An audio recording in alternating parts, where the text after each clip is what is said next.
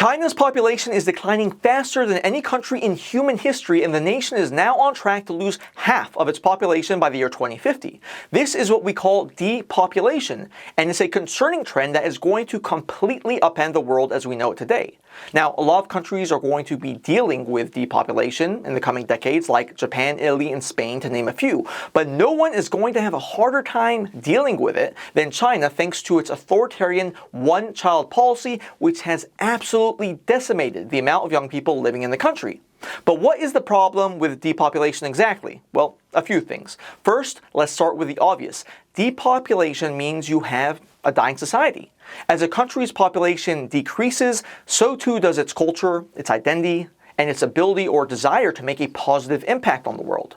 Second, depopulation has some serious financial consequences, as we're now seeing in Japan and will continue to see in China.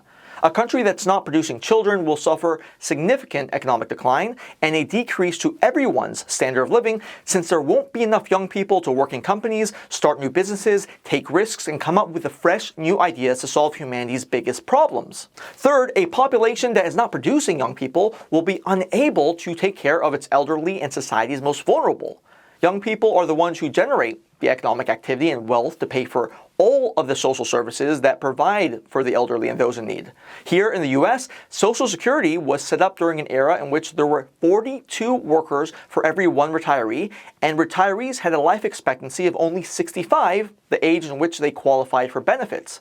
But today, there are just 3 workers for every one retiree, and average life expectancy for Americans will soon hit about 80 years old. Still, America has it way better than countries like China or Japan, where they're going to have retiree populations that dwarf their working age populations. You see, much like the childless, middle-aged, neurotic cat lady you run into at your local Whole Foods, a society that's not producing children is an unhappy, pessimistic, nihilistic, hellish place that offers no hope for the future. So the picture is pretty clear.